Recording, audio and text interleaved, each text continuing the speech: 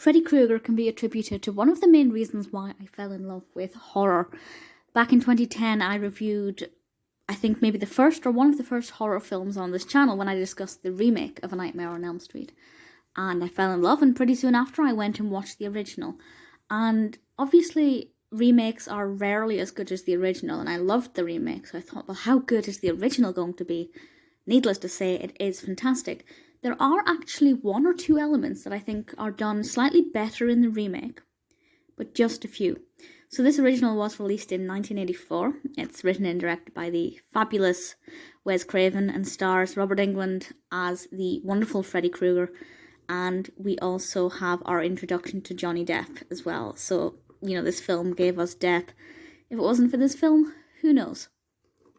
But that's kind of an aside of why this film is brilliant. So if you haven't ever seen Elm Street, I'm not going to spoil anything, but I'll read the description from IMDb to give you a little example of what it's about.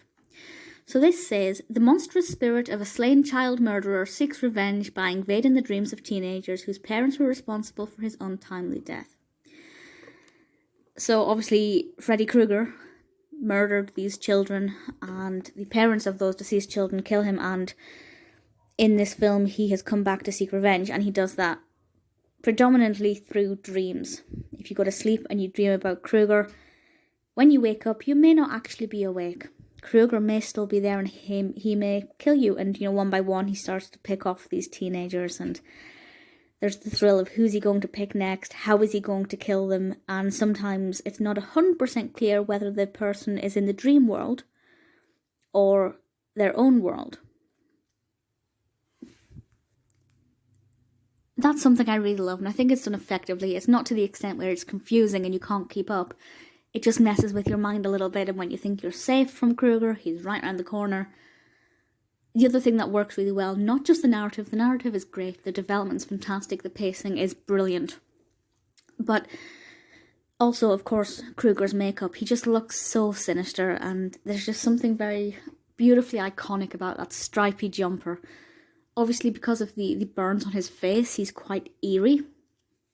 And that works well, particularly in certain kinds of lighting. I think visually it's just an absolutely beautiful film, and Johnny Depp is visually very compelling as well. The one thing that I will say, the soundtrack as well, the music, the sound effects, exquisite. The one thing I will say that the remake does slightly better, and this is really only slightly, and it doesn't really make too much of a difference for my enjoyment of either film, but I think they go into his backstory a little bit more. They go into a little bit more detail and help us to understand just how much of a monster he was on Earth. But at the same time, there's the potential to feel a little bit more sorry for him in the remake. Not quite sorry, but just wondering if his outcome was correct and if he actually has a cause for revenge. But the original is fabulous. Wes Craven created an absolute beauty of a film franchise. If you haven't seen it, I thoroughly recommend it. It will scare you if you're not familiar with horror. I think even if you are comfortable with horror films, it will definitely get to you. Just my one piece of advice, maybe don't watch it just before you're about to go to bed.